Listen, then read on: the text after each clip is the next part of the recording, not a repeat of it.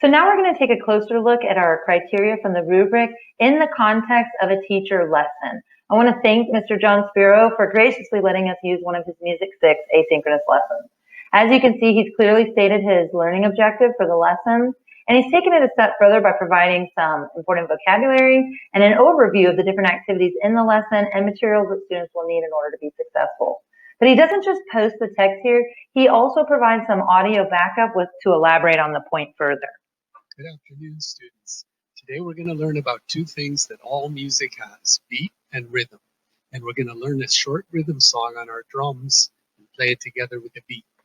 Notice that he's not just reading the words off of the slide, but he's elaborating a little bit further into the why and the how. And he's speaking a little more off the cuff, probably much as he would as if he were in the classroom with the students.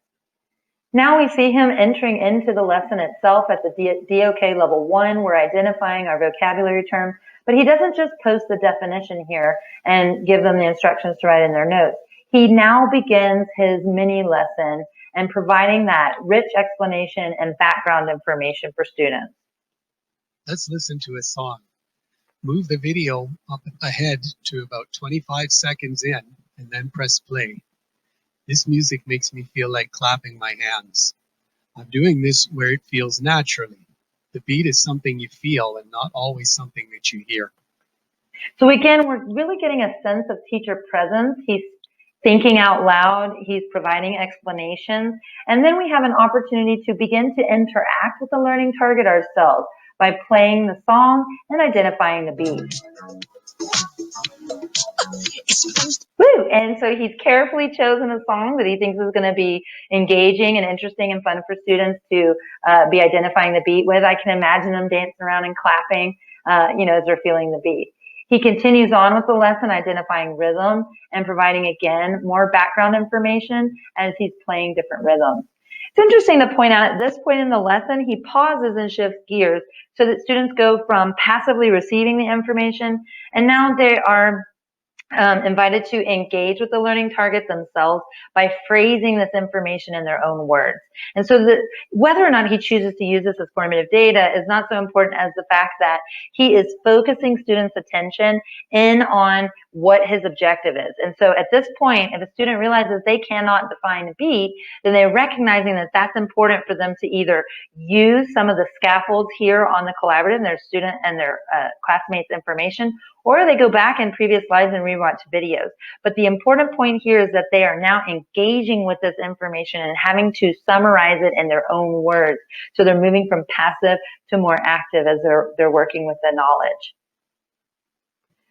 Now we observe Mr. Spiro starting to climb up the DOK ladder, and he is full on directly modeling the target for the lesson. So he's modeling how to hold the drumsticks, how to warm up, and then he is moving from the I do to the we do component, we do together.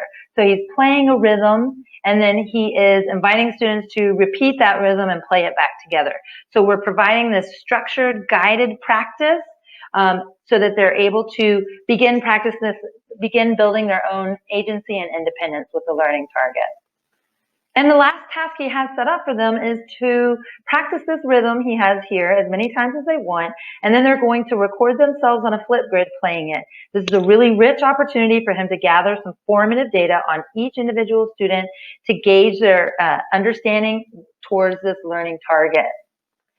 It's important to point out that he has anticipated students having a hard time knowing how to play the background music with a Flipgrid, and so he's created a screencast video to provide very clear instructions on how he wants them to do this.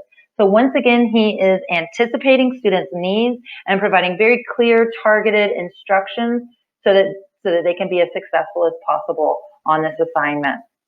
So let's take another look at our criteria in the context of Mr. Spiro's lesson. We can see that by really clearly stating that learning target early on in the lesson, it anchored students' attention on what it was they're supposed to be gathering but from this asynchronous lesson. It also helped provide a coherence for every slide and activity and explanation that he then provided for the duration of the lesson. We also had a really strong sense of teacher presence, both through audio and video, as he was providing that direct instruction, those rich background explanations. He was modeling and providing that guided practice that really helped deepen our understanding of the learning target. He also incorporated several different interactive components, from clapping along to the beat with a song, to rephrasing our understandings on a collaborative board, to recording ourselves playing a rhythm on a Flipgrid. This helped shift students from being passive receivers of information to processing and interacting with the information in a more active way. The lesson also was only about 7 to 8 slides long, which made it pretty manageable for all kinds of diverse learners. And within that succinct lesson design, he was able to introduce a learning target, model and provide guided practice, and capture some of that important student data as well. All the meanwhile staying within the time constraints of an asynchronous lesson.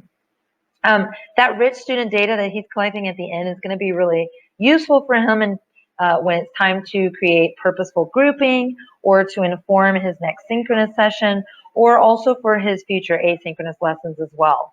Another component, Mr. Spiro was very careful to provide very clear instructions all along the way, even anticipating areas where he thought students would have difficulty, and he proactively provided instructions or a screencast to help walk them step by step through the process, so that he was setting them up for success as much as possible.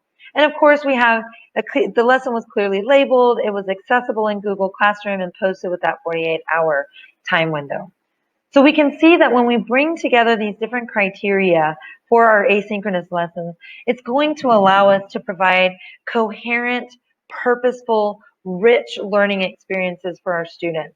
Because even though we're having less physical time with them, if we are very intentional about the structure and the format of our asynchronous lessons, we can still maximize our students' learning time by creating these powerful asynchronous lessons.